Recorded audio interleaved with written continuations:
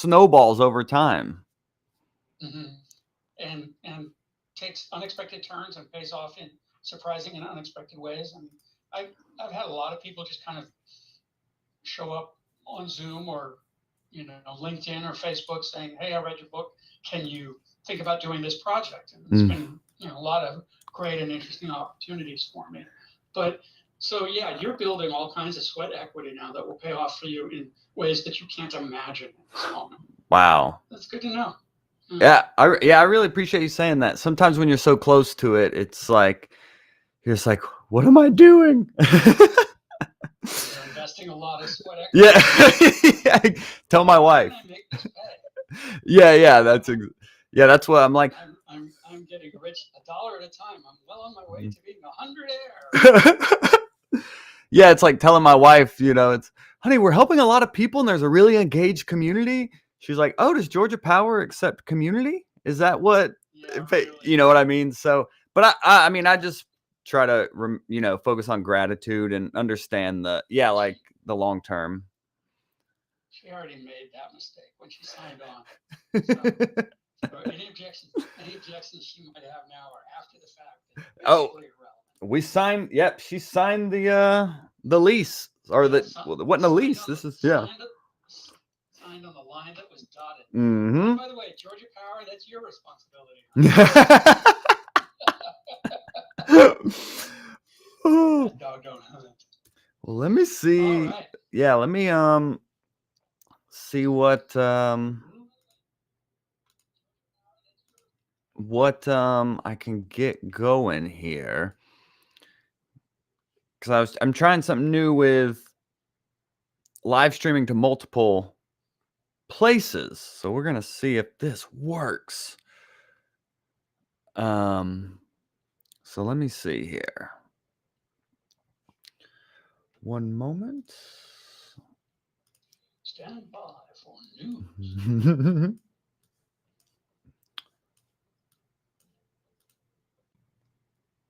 All right. I think, let me see here.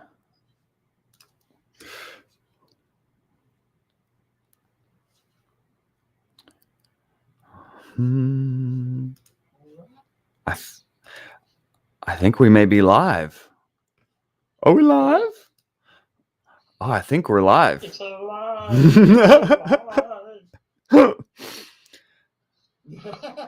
Oh, I think it is working. Yeah. I hear the cackle of laughter. I heard that echo. I think it looks kind of grainy. I see, John, I tried to get fancy and stream to multiple places, and it seems like it's going to more places, but it looks like you go to 7 different areas and then it takes a seventh of what, I don't know what I'm talking about. Basically, I don't think the video quality is great. Yeah. Just say bandwidth. The bandwidth. It's a matter of bandwidth. Yeah, so we'll see what the people are commenting. They're saying, let me see. Let me go back. This is a great start. This is a good start. Isn't it? We like to hit the ground running here. And by hit the ground running, we mean hit the ground with our chin. So this will just look like we're on dial-up. That's all. So it'll be totally fine. But we do have people. Mike Marr said, "I'm here." Ben Webb said. Jones said, "Hi all." Bob said, "Hi all." Mike Marr is here. Ben Webb, ready to rock a Wednesday evening. Let's do this. Anthony says, "Hi, Joel and John."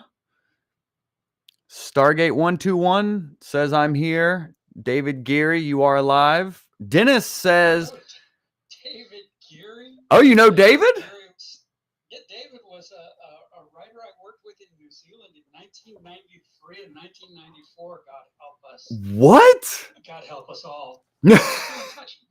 Joel, you and I were talking about this before we started, that you don't know what's going to wash up on your beach, and you really don't know when you're young how much lies ahead of you. And I'm just thinking about David Geary, and we're friends. We exchange emails from time to time, and obviously he got the blast that I sent out about today's workshop, but I like to feel like we passed a point in time together a generation ago, and it was a meaningful enough experience for us both that we're still in each other's lives. What more can you ask for, really? That's Hi, David. beautiful. Good to see you here. I'm not seeing any chat on my end. So yeah, this is on. This will be on YouTube. Oh, he says he can barely. He says your sound is really low. Let me see if I can. I think that's on me though. Hold on. Let me try to talk real quick. I'm moving the microphone closer to my mouth. Check 1 2. Check 3 4 6 12. Yeah, let's see if and Dennis says we'll see how if that made it better. See what happens. I tried to get fancy for John, and then see? That's what happened. What's that thing that goes before fall? Oh yeah, pride. Pride goes before a fall. But now I'm making the same mistake you're making, because I just went to the YouTube feed to now I can see the comments. Oh yay. Oh, they said I have Dennis has a book from John here in Germany. Crazy, a man who looks like him in your show. Cool. He has a book from you in Germany. Cool. Yeah, I have a book in German, the Comic Toolbox in German, if you can believe that. Because the Germans are such a notoriously funny people. The joke that I tell on that, the first time I went to teach comedy writing in Germany, I come from Los Angeles, from Hollywood, and I went to Germany, and I sat down in a room full of writers, and I said, hey guys, I told all my friends in Los Angeles that I was going to Germany to teach comedy writing, and they all thought that was pretty funny. And the class laughed. They had a good spirit about it. But this one guy leans forward. He puts his hands on the table. He says, these friends of yours, tell us their names. Yeah, okay, that's a good guess. Oh, and Born Branded said, I got your new book. Thanks for signing it. Oh, good deal. Nice. Oh, that's great to hear. Well, I think. Are we coming in 5x5 now? Are people hearing us? I think it's still low. So what I'm gonna do is I'm gonna reset. I'm gonna do another live stream, and we'll just do it to the YouTube channel. We tried, y'all. We tried. So just stay on the YouTube channel, and you'll see another video come up in literally like 10 seconds. So we'll be right back. We did it. All right. We should about back live. It was worth a shot to be like, we got to spread this to the internets. But this is how we learn, kids. It's worth a shot. There we go. Yeah, the video looks a lot better as well. Oh, cool. So I think Okay. So I think people that were on the YouTube still see it. So let's see how the sound is for people now. Can y'all hear us? Oh, I'm sorry. I was listening for the sound, and then I realized I was at least half responsible for the sound. So check 1 2. Check. Can you hear me now?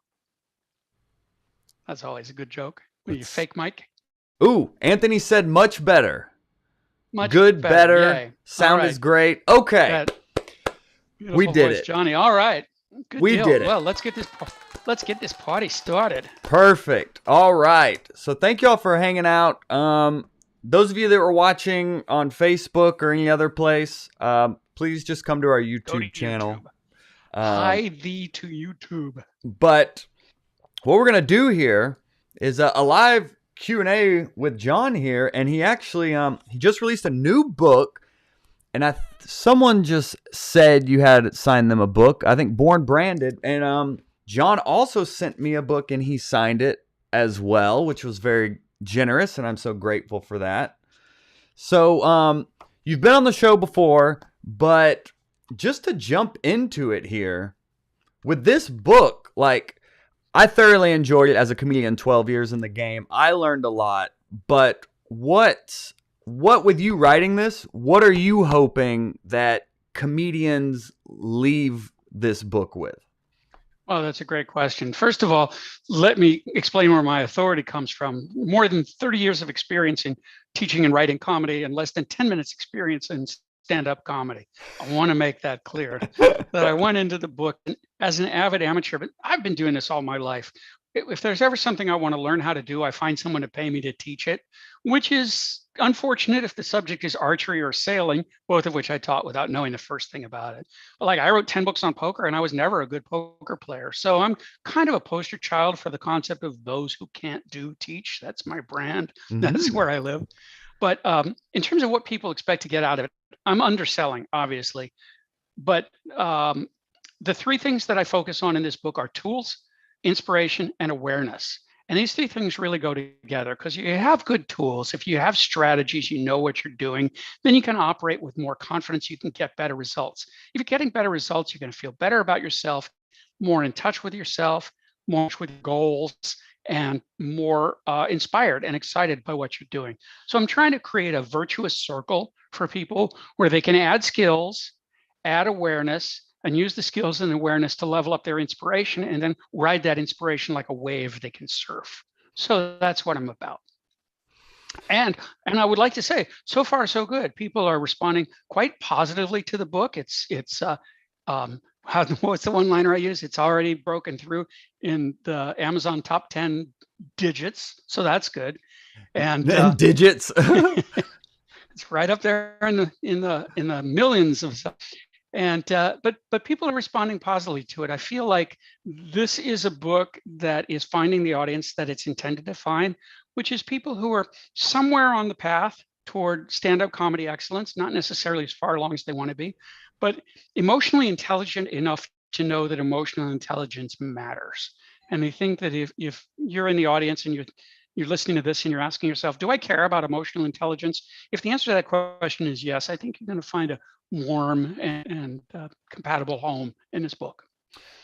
For sure. Yeah. And it almost like what was interesting, and Mike Marr actually said this should be required reading for hot breath. And I mean, I agree. I mean, it's a shorter book as well, which I think comics can, appreciate as well.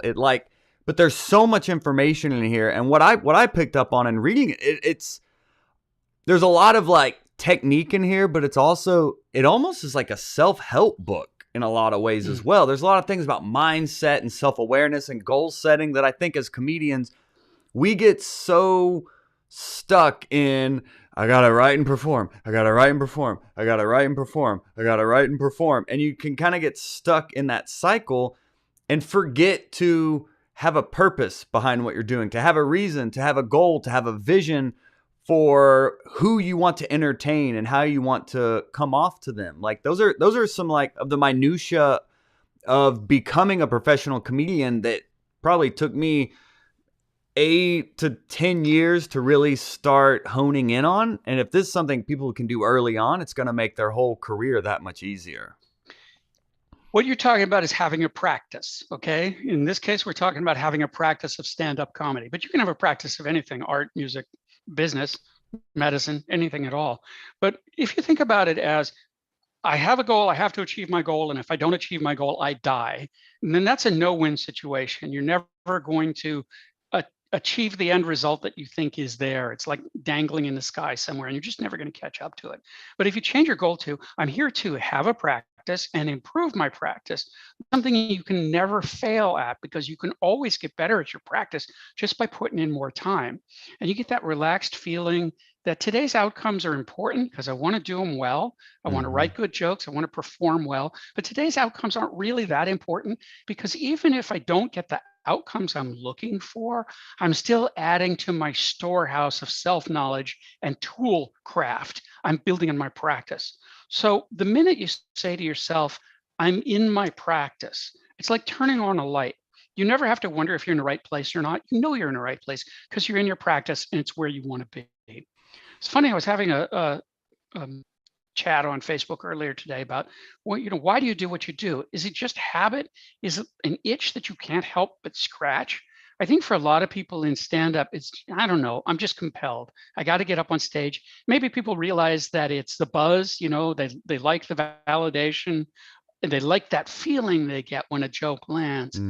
But you can lose perspective and get to the point where you're just chasing the buzz, without asking what brought you to it in the first place.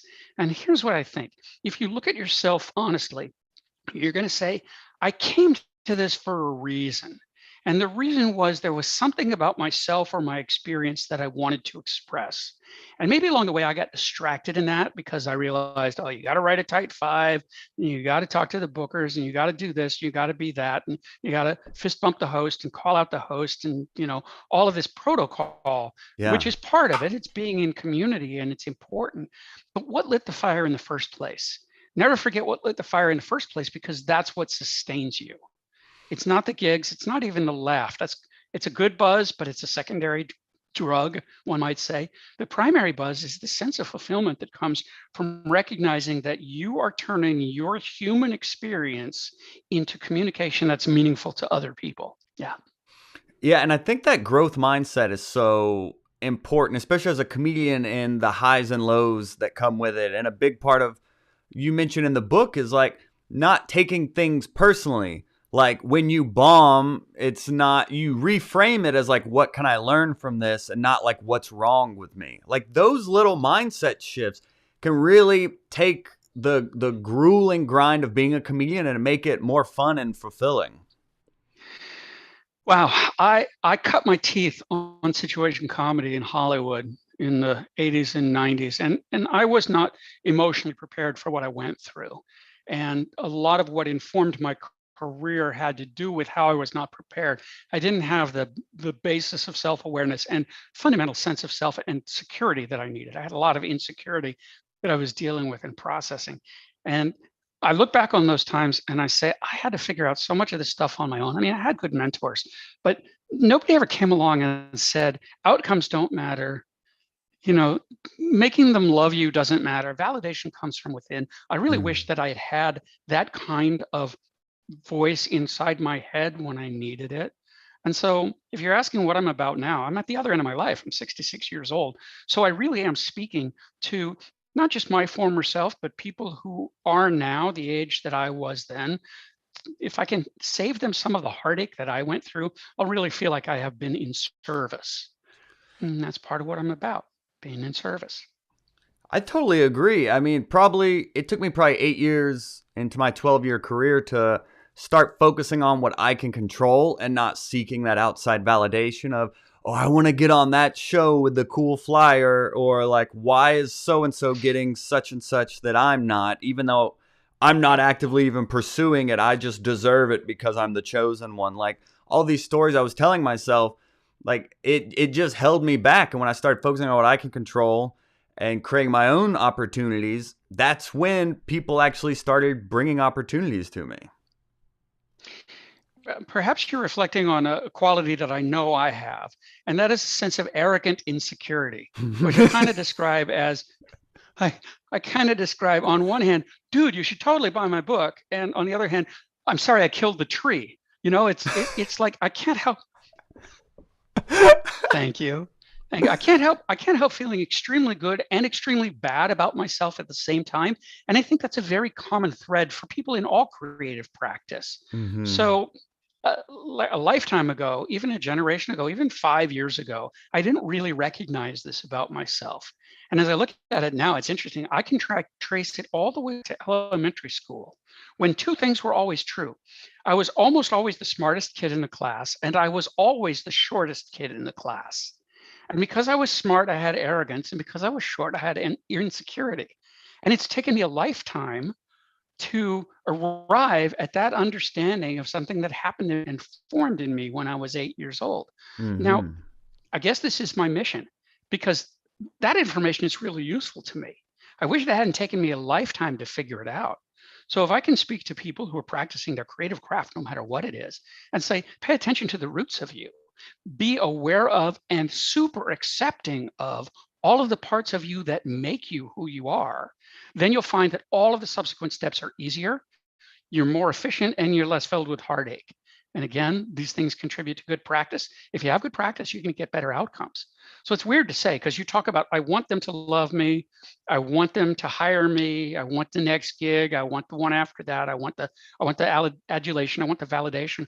But all of that stuff really comes to us more effectively if we don't look at it directly. If we look at it obliquely and say, Mm. I'm just going to be over here doing my job. And if good things happen to me, that's great. That's actually a much more efficient process to getting to those good things, in my estimation.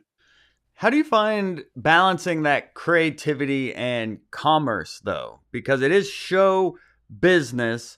And what I'm finding is like almost suffocating like my pursuit of money to where I'm like, how, it's great to write jokes and it's great to do interviews but it's like, but Georgia Power doesn't accept, gratitude, so it's like how have you in your like just your career is incredible and how long it's been and how many people you've helped. When have you found like your biggest financial success? What do you kind of attribute to that? Or like when you're able to make money being creative, like what is that balance there? Help me, John. Obviously that's the goal, making money being creative. We want Yeah. to have our finance, our money aligned with our creativity, obviously. So my controlling idea since I was very young in my profession is never leave money lying on the table. If there's money to be made in exchange for creativity, even if it's not directly related to what I think I want, I'm going to go for it because then I can get paid and I can also learn. I'll give you an example. While I was getting my sitcom career off the ground, I had the opportunity to write back cover copy for 500 movies that were in the public domain that were being released on videotape, not even DVD, but video.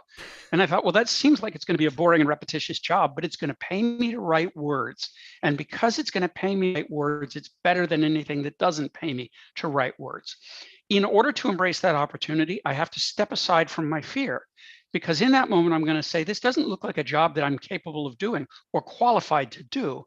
So I better figure out a way to go for it and claim that I'm capable and qualified, even if I don't feel it in my heart, because I know there's learning in it. I have faith in myself that if I get the job, I'm going to do a reasonably good job. And if I don't, what's the worst that can happen? I get fired, Mm-hmm. So, so don't leave money on the table and don't fear bad outcomes.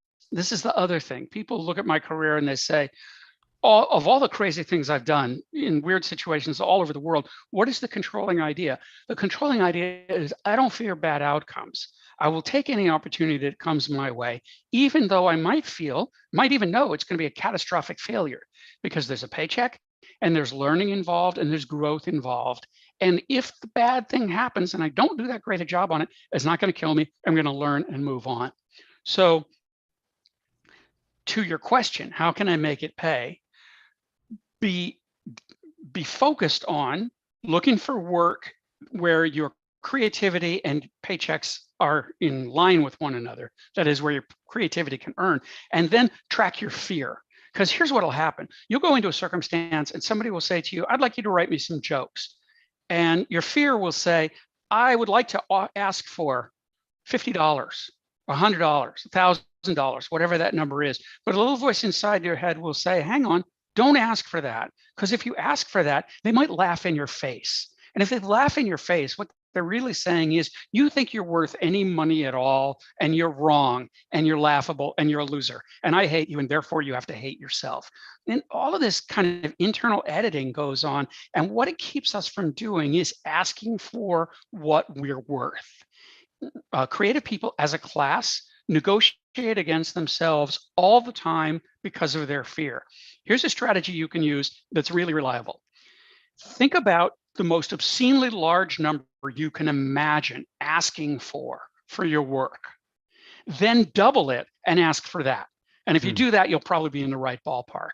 Because you negotiate against yourself, you consider yourself to be worth less, so you put a lower value on your work.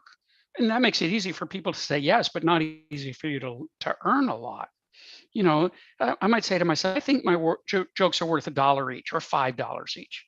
Instead, I'm going to ask for 2 or 10 and see what happens. They might negotiate me right back to where I was, but I'm negotiating against myself if I'm letting my fear get between myself and the client.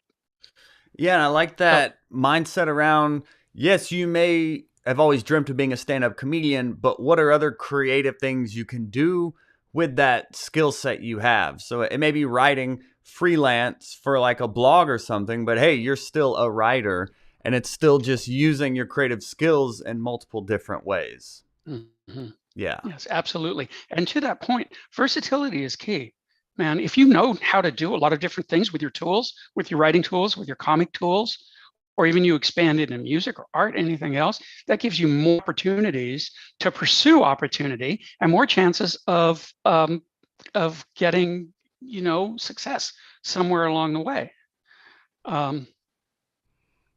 I had the experience 5 years ago, 6 years ago now, of entering visual art for the first time. I'd never done it before. My writing process was kind of broken, and I really felt like I needed to recharge my batteries. And what I experienced was complete insecurity because I'd never done art before. But that insecurity was really refreshing and illuminating to me because I had nothing. I knew nothing. I was like Bob Dylan. You got nothing. You got nothing to lose. Ooh. And look what I have achieved. You might think this is a digital background, but it's actually a physical background, and it's actually my artwork. And Oh. so I've gained some chops and added to my repertoire. And what does this mean? This means I can do sexy covers of my own books. This means I can do cover work for other people if they reach out to me. This means I have more ways to spend my creative mojo because I have made the conscious decision not to be limited. A lot of people listening to us today probably define themselves as stand-up comics, and that's great. It's good to have a strong sense of self, but it might also be that while they're defining themselves as stand-up comics, they're also defining themselves as not other things. For instance, I'm a stand-up comic. I'm not a comic storyteller. That is to say, I don't write sitcom. Well, that's just a block of definition that you've placed between yourself and your creativity. Because tomorrow morning you might wake up and say to yourself, okay, I recognize that I am not currently a stand-up comic, but I can enter that practice. I can get a book, maybe a book called The Little Book of Sitcom, and and parentheses. And also, don't be afraid to feel okay about yourself. I mean, look where I am right now. I launched a new book into a stand-up community where I don't have a lot of cred. I am not a known performer. Thank you. Oh, I'll do the same Oh thing. Then we can yeah. be Very copy nice. buddies. Woo. And that's linked in the And chat every as time, well for people. every time I try to sell myself, I feel self-conscious. But if I don't try to sell myself, if all I do is write the books and don't try to sell them, then what is the point? The one liner I've been using is, at that point, I'm just masturbating differently. So not so good. Oh, Born Brandon So says if I I own can, the Little Book of Sitcom too. Very nice. good.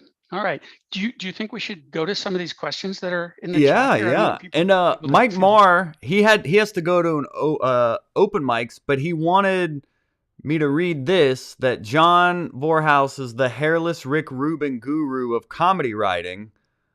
And then he said you can place that quote on the front cover of your next book. Thank you. I appreciate that. On the back cover of the comic toolbox, there's a quote from a female sitcom writer, and the quote is, "I wouldn't want to sleep with him, but I'd certainly buy his book." I always, I Oh, always that's thought, great. I always thought that got me a certain amount of cred and a certain amount of sales over time. Hilarious. Yeah, so Right on about it. let's see what kind of questions we have. Here's one from Stargate121 who asks, "Have you ever written a script for a performer you didn't think was talented?" That's a great question. We note this week the passing of Howard Hessman, and he was on a TV show called Head of the Class that I wrote for. And it's weird and sad to think that the star of that show is now dead. I'm still alive, but who knows for how long. Anyway, there was one character on the show. I won't say who it was, but he kept kind of hectoring me, saying, "Write me more good lines." And I kind of would have, but I was so low in the power structure, it really didn't matter what I did. With that said, I try not to let my emotion get in the way of my work. A writer's job is to make an emotional bridge between himself or herself and the target or the destination. So when I'm writing for other people, I try not to assign a value judgment to how I think about them. I am more interested in the question of what do they need Can I meet that need? How can I serve them? 1,000 years ago, I wrote stand-up comedy for a 12-year-old girl. I was an adult. I was 30 at the time, something like that. And my first thought was, well, I don't really know how to speak to the experience of a 12-year-old girl because I've never been a 12-year-old girl. But I was a 12-year-old boy once. I know what teenage life is like. So I looked for the points of connection between my emotional state and the emotional state of the person I was writing for. Now, whether this is writing for a character in a sitcom or writing for a stand-up comic, my goal is to figure out what's going on inside their heart and head and then articulate that for them. Um, of what I just said, the most important part is detach from value judgments. We look at situations and we say, this is a good situation or a bad situation. I like that guy or I don't like that guy. This is a good job or a bad job. And all of this stuff just gets in the way of doing the job. So whenever I encounter myself having this emotional reaction, I remind myself that I needn't make a value judgment. I can simply evaluate objectively.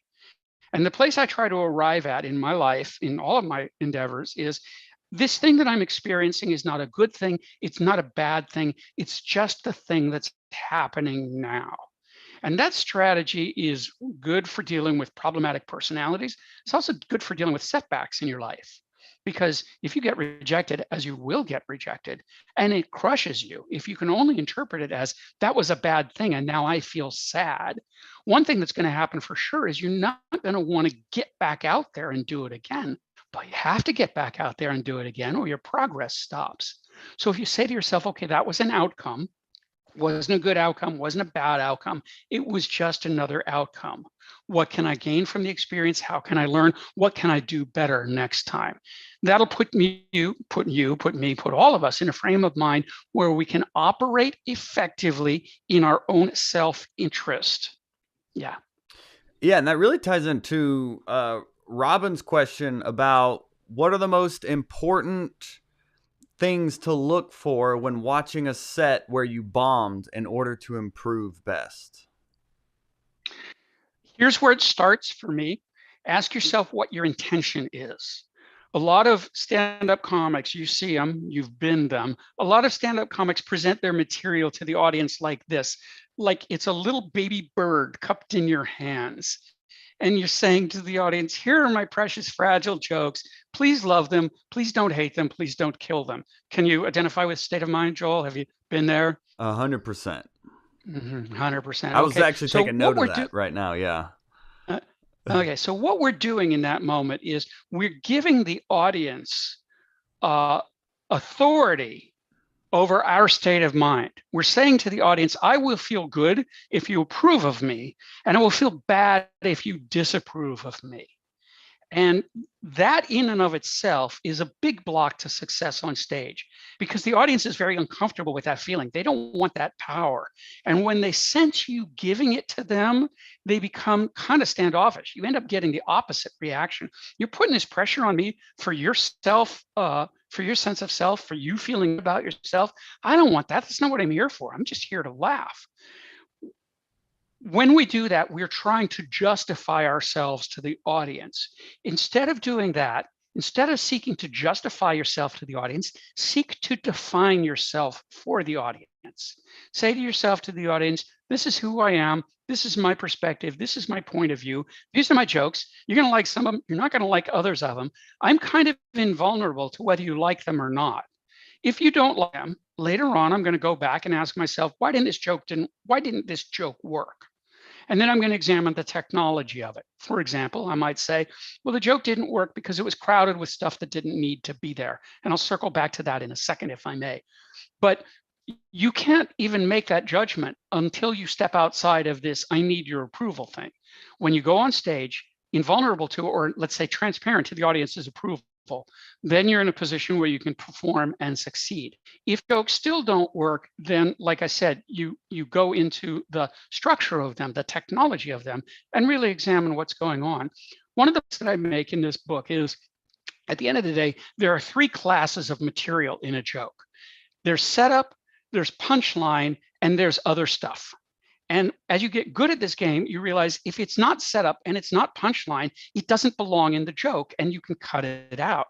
And the mere act of cutting out this stuff, which I call chuffa, meaningless information that doesn't need to be there, the mere act of cutting out the clutter will go a long way toward helping the jokes land better simply because they're more efficient.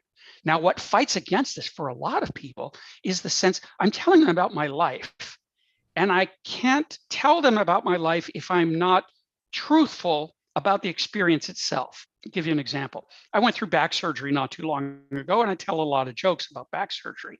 I have no interest in explaining what the thing was really like. I only have interest in finding where the jokes are and landing the jokes. But somebody else might say, "Oh, I had back surgery, and if I don't tell them chapter and verse, really what happened in that back surgery, then I'm not being loyal to reality." What you need to understand is the audience doesn't care about reality, they care about authenticity. And those are two different things. Reality is where you say, this is what really happened. And sometimes you defend the presence of material in your act on the basis of, I have to leave it in there because it really happened. Well, no, you don't need to leave it in there because it really happened. That's just you thinking that you have to be loyal to the facts. Audience doesn't care about the facts. They want the authenticity. They want the emotional resonance. They want to know why it mattered. I'll give you an example from my back surgery. Turns out that when they did this back surgery, they went in through my stomach, which took me by surprise. I didn't know they were going to do this. Now, the next thing I will tell you is about a conversation that I had with the doctor that never took place because I made this up. I said to the doctor, "Did you encounter any problems with the surgery?" And he said, "Well, yeah, we did run into more stomach muscle than we thought we were going to." And I'm like, "Yeah, you did." "Yeah, you did." So I'm looking for an emotional authenticity about my sense of self. I'm trying to feel like a robust young person, and I got a joke that works for that. I have a structure for the joke that involves a conversation that didn't actually happen that way, and that's quite right. So detaching from the need to portray reality with loyalty, with fealty, with authenticity. No, that's not the right word, but to make sure you get the facts right. If you let go of that, then you can start to let go of all the stuff that's only there to support the facts and doesn't support either the setup or the punchline. Now, these two things go hand in hand. I need to have acceptance and awareness. If I have acceptance and awareness, then I can look at a joke that I've written without assigning a value judgment to it, without saying I did a bad job of writing that joke. Instead, I can look at it objectively and say, which part is the setup? This part here. Which part is the punchline? This part here. Are they in the right order? Is the setup before the punchline? Is the key word or the funny word at the end? All of that stuff I can ask effectively because I'm out of the way of my own emotion now. And then this other stuff here, oh, I love it. I love it because I wrote it. You know, every word I write is a cherished child. Some of those words have to die. Sometimes the whole joke has to die or the whole set has to die. The more emotional clarity I have, the more acceptance and awareness that I have as a creator, the easier all those other things become. That's what I preach, brother. Yeah, I definitely agree with like looking at it objectively and not having an emotional connection to you bombing and taking it personally, but looking at it as an opportunity for growth and to learn from, well, what did work? What did I do well? And then if it didn't go well, what could I do to improve on that instead of beating myself up about, oh, I bombed, I'm dumb. It's more of like, oh, cool, you got on stage and now you have all this information that you can start to learn from. Mm-hmm. Mm-hmm. Um, ouch my feelings. That's the controlling idea for so many people. Mm-hmm. Whatever happens, it's ouch my feelings. And I just try and step outside that. Um, you're gonna bomb. You're gonna bomb spectacularly. In fact, for years and years as a teacher of creativity, I have preached the idea: if you must fail, and you will fail, fail big, because then you have the sensation of a spectacular failure, and that's going to feel good on some whole other level. You know, it's funny because some people have asked me about this book. Well, I've read the Comic Toolbox or Little Book of Sitcom or Comedy Writing for Life. Is there anything really new in this book? And you should know, people should know that one thing I'm afraid of is belaboring points I've already made. I don't want to be someone who packs new wine in old wine in new bottles, as the saying goes. So something like fail big, that's an important principle, but you won't find it specifically in a Little Book of Stand-Up because I've covered it in other books and I don't like to cover the same ground from book to book. Or maybe I'm just trying to create a pipeline, and by pipeline I mean intravenous drug drip to all of my work. Oh, I will say this book is a main line of information. There's no fluff. It really is just to the point, concisely, and very eloquently. So even someone 12 years in, I really learned a lot. And some of it was even good reminders of like, oh man, yeah, I kind of got away from thinking at my jokes through this angle. So it's like, yeah, super valuable for any level. I'm glad you find it so. Yeah, for sure. I was just going to say, I like to write small books now. It's not that I'm lazy or don't have a lot to say, but it's clear to me that that's where the market is. It's clear to me that people don't have attention spans that they had before cell phones came around, and there are other things competing for our attention. And I am really committed in this stage of my own writing life to being as efficient with information as possible. So I, at a certain point in the past, I think I would have been self-conscious about writing a small book because it would seem like I was lazy or not trying hard or not delivering enough content. But my experience has taught me that from a marketing point of view, from a helpfulness point of view, information that's targeted and useful that you can put to work now, today, to improve your process, that's what gets the job done. Yeah. It's like I said before, it's either setup or punchline or something else. Likewise with me, it's either tools or inspiration or awareness or something else. And if it's something else, it doesn't really need to be there. Exactly. Yeah, and I appreciate that. And it's easy. This is a book that you can like reference multiple times. Like I have other comedy books, but they're so much longer. It's kind of like I don't even kind of know where to begin, but like this is a book that you can like travel with and just use as like a point of reference throughout your career, that it isn't like just a thing that you like read and we're like, all right, check that off my list of books I'm supposed to read. Like I feel like this is a tool, if you will. Yes. If you will. And I certainly will, because I've built my reputation on tools. Exactly. So let's see. Marcus Mauser says, my problem right now is having anxiety energy while I perform and feel like my material is good. My critique to myself is that, wait, and how long did it take you? Wait, my problem is having like anxiety energy while I perform and I feel like my material is good and everything like that. Just my critique to myself is that critique.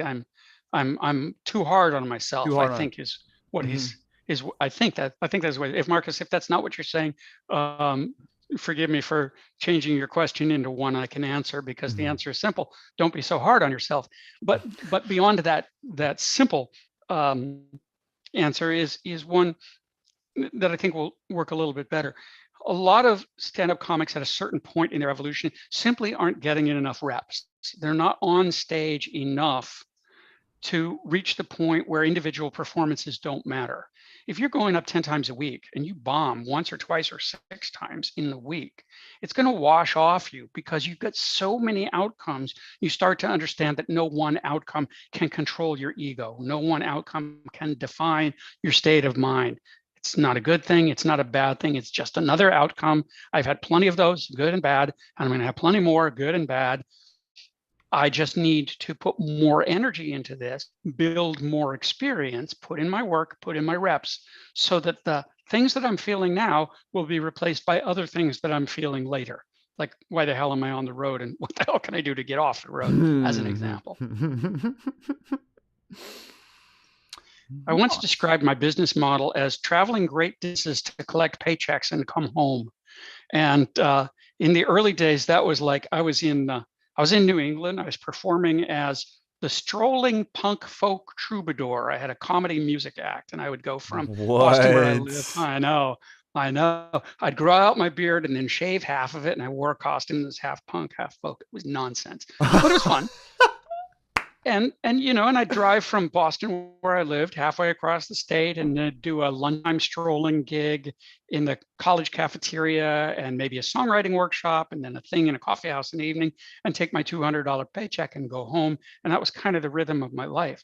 Wow. Later, after I published the comic Toolbox, and it started to lay beautiful gifts at my feet, people in other parts of the world started reaching out to me and said, can you come here and teach this stuff to me? And then I started going much greater distances and collecting much bigger paychecks. And at that point, I realized that my business model was this exactly. I'm traveling the world, exchanging information for experience and money. And if you had asked me when I was 8 years or 10 years old, would you be happy with that outcome? I would have said, yeah, that sounds great. Are you kidding? I'm flying at other people's expense. I'm staying in hotels at other people's expense. They're paying me to jabber at them till I'm blue in the face. That sounds like a party with candles and cake for me. How do I get there? Get out of the way of my fear. Represent myself to the world as someone who can do the thing that I want to do. And then if somebody says, okay, prove it, somehow or another, I manage to find a way to prove it. Get out of the Faith in the way of your self. fear. Yeah. You started getting bigger opportunities when you saw yourself worthy of them. Yeah. No, funny. I'm going to tell you it's exactly the opposite, but let me explain why. In 1993 or 1994, I was in Australia teaching at the Australian Film, Television, and Radio School in the company of some very heavy hitter sitcom writers. I myself had teaching expertise, but these guys were stars of the game. And I was still kind of caught up in this I'm not good enough, I'm not valid insecurity that was prominent in my life at that time. During a break, after one of the presentations, 3 people came up to me as a group and they said, we want you to know that of all the presenters we've seen today, we like you best. And in that moment, I heard the following words come out of my mouth, and these words changed my life, because what I heard myself saying was exactly this: I'm not worthy. I appreciate your praise. I value it. I cherish it. But in this moment, with the force of revelation, I realized I'm just operating as a function of higher powers, not God, higher powers, but just I have some capability, and I seem to be demonstrating this capability. And so I thank you for saying that, but I'm also profoundly aware of the gifts with which I am operating. And in that moment, I went from, this is the key, from fearing I was not worthy to knowing I was not worthy. And that's a big deal, because if you fear you're not worthy, then you're always afraid that someone's going to find out you're a fraud or a phony, what I call in the comic toolbox, the fraud police. Fraud police are going to bust down the door and say, you're incapable of doing what you're doing. Come with us quietly, nobody will get hurt. And it's the fraud police.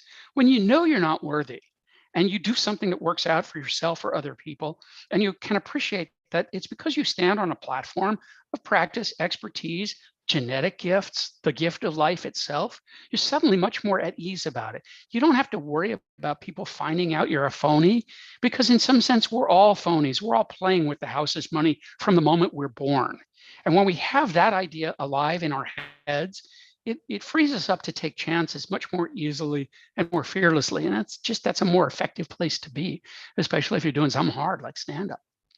So it like takes the pressure off of like thinking, oh, I'm worthy, I'm great. So now you have these expectations and almost obligations to fulfill, as opposed to, right? Yeah, you're on to something. You're on to strong medicine there, because when you're speaking of expectations, you're speaking of, I'm going to set the bar up here, and then because the bar is so high, my pressure is up here.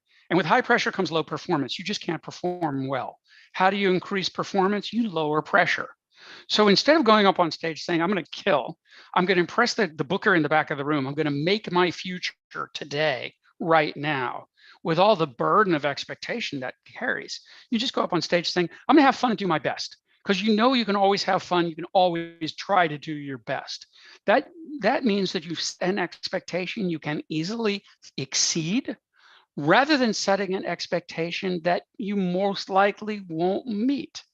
And that sounds like you're tricking yourself, you're playing a trick on yourself in your mind. You very much are. But the value of the trick is you perform better. And I mean perform both in the sense of performing on stage as a performer and just performing better with your creativity, performing more efficiently in life. I mean, let's go on a date. You go on a date. I haven't been on a date in a lifetime, thanks to my wife. She won't let me date. I don't know why. but but but I can imagine that if I were dating now, I feel a lot of pressure, like this date's got to work out or I'm going to be sad and lonely for the rest of my life. That's a lot of pressure. I'm much better off going into that date saying, I'm going to try and have fun, have a good time in the moment, see what happens next. That's low pressure. When you put yourself in a low pressure environment, you will always perform better. And you can do it just by stating it. My goal is to have fun. Can't tell you how many situations I've been in where I've said that to myself going into it. Just have fun. I'm lying, but it's a useful fiction that I tell myself. As I point out in the book, a useful fiction is a fiction, but it's useful just the same. The lies that we tell ourselves can be very, very effective. What else we got? Yeah, we got Born Branded asking, JV helped to create a documentary titled Misery Loves Comedy. How do these of his... How do the theses... Oh, yeah. How do the theses of his stand-up book... No, how did they do these? Yeah. How did... Yes, we understand the question. And Born Branded, thank you for using the word theses. So in such a sophisticated fashion. Throwing me for a loop. Plural of theses. The controlling idea of that movie, it asks the question, do you have to be screwed up to do stand-up, or does stand-up screw you up? And the punchline to the joke is, spoiler alert, yes. But the comics who are interviewed in the documentary speak of their inner life. They speak with frankness about what they experience, what got them into it, what hurdles or setbacks they've encountered, what demons they've confronted. And as a class, they demonstrate self-awareness. And it's funny you asked that question. I hadn't really thought about it in that way, because when I did the documentary, it was years and years before I thought about writing this book. And I hadn't really put those two things together. But I would imagine if I went back and looked at it now, I would say, yeah, what I'm seeing here is people who know themselves because they've taken the time to figure out themselves. And insofar as these are people who we admire because they have a level of success, we can see that, yeah, they put in hard work. Yeah, they have talent. And yeah, they write good jokes. They have cleverness. They've got lucky breaks. Pauly Shore is Mitzi Shore's son, so that's a leg up for him.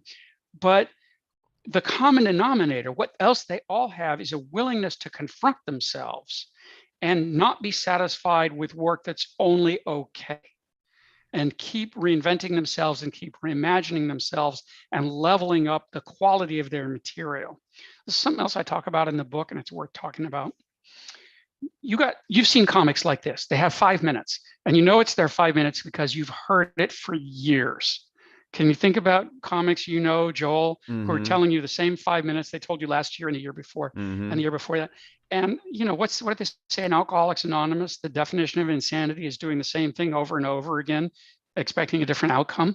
You put those 5 minutes before audience after audience, and you expect it to be a transformational experience. You expect those jokes to do something different than they did last time or the time before. And if it doesn't happen, you blame the audience, and you end up hating and resenting the audience for not having an understanding of reality that matches your understanding of reality. One thing I've learned in my experience is that reality doesn't care about my expectations. It's going to be what it is. Flights are going to get canceled, jobs are going to get lost, people are going to die, bad things are going to happen, whether I want them to or not, and whether I expect them to, and whether I'm happy about that. So for somebody who's holding on to their first 5 minutes, trying to make it work, even though evidence exists that it's not working as well as they want it to, that's the time to gently set it aside and take a fresh pass. And all you have to overcome at the moment is the sense that the next 5 minutes won't be as good as the last 5 minutes. But that's never going to be the case. The next 5 minutes will always be better because they always stand on the platform of the experience that has gotten you as far as it's gotten you so far. The people who don't get past that, who get locked into the 5 minutes and do it at the same open mics week after week, month after month, year after year, it's the self-awareness that they're lacking. They don't see themselves on a path toward growth. And by growth, I mean growth of self-awareness. And as a consequence, they don't allow themselves to undergo the necessary change that will bring them to a higher level of development. It's funny how it all comes back to the same stuff: self-awareness, self-acceptance. You got those two things, you got everything you need. Which is all mental. It's just like it's ourselves that will hold ourselves back. What else would it be?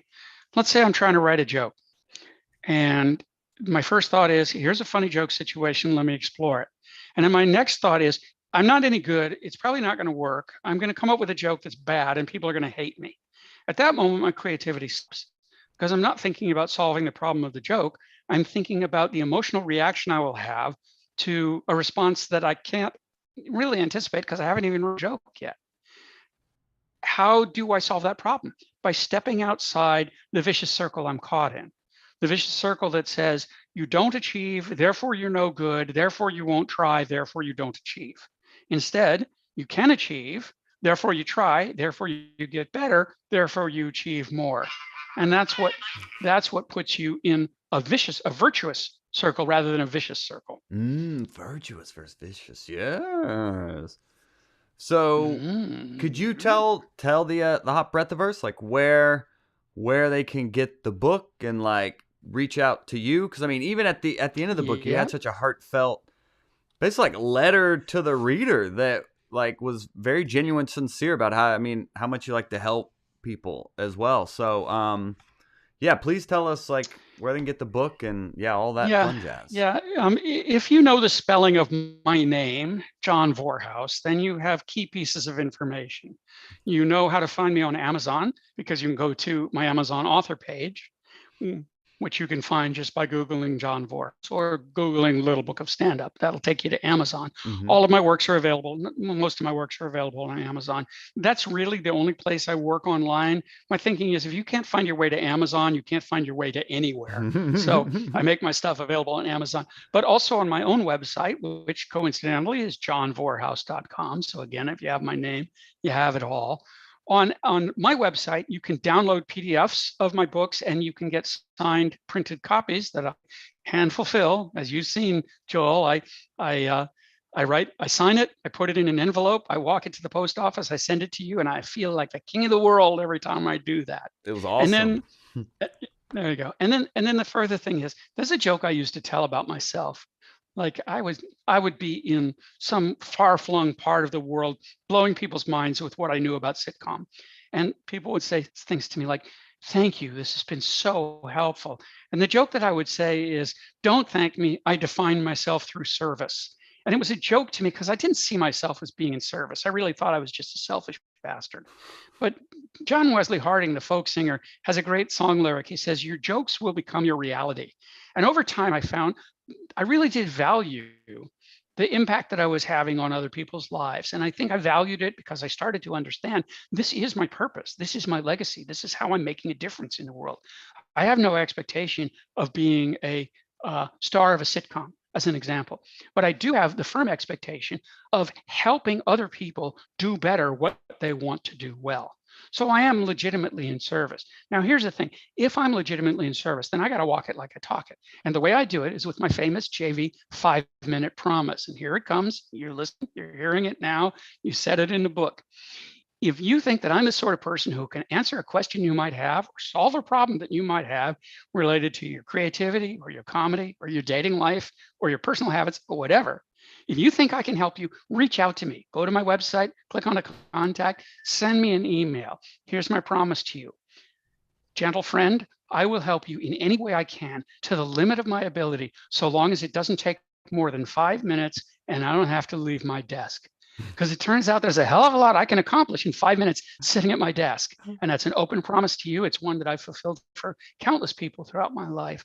And while it's of benefit to you, it's a tremendous benefit to me, because that means you're at my website, you're thinking about my work, maybe you're buying my books, or maybe you're just allowing my ideas to enter your life and your mind where I think they can do you some good. So my door is an open door, and that is sincere and genuine. Awesome. Plus buy my books, all my books, and my art. His email is in the book, everyone. So get the book. You can get his email for that 5-minute promise.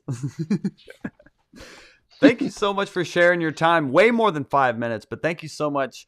It's good to have you back on the show, John, and thank you for My your service and help here today. my my pleasure, Joel. It's a pleasure to spend time with you. I eagerly seize every opportunity because you're in service too, Mm-hmm. majorly in service, and maybe I hope that knowing what you're dealing with Georgia Water and Power, maybe you can extract from this session a little understanding that the path that you're on in service to other comics is not just kind of by default where you ended up, but probably where you belong and where you should stay. If I can close on this thought, the best place to be in life is at the intersection of passion and purpose, where passion is the stuff that you're good at and enjoy doing, and purpose is the stuff that you do because you know it makes a difference. Obviously, I'm at the intersection of passion and purpose when I'm writing books because I'm good at that. And I'm serving the purpose of helping writers, and that makes me feel like my life is worthwhile. So, for you, for anybody listening, ask yourself what exists at the intersection of my passion and purpose and try and work in that space. I think you'll be happy there. Well, go forth, Hot Breathiverse. Find the intersection of passion and purpose. And we'll see you next Monday. Bye, Go y'all. sports team. Woo!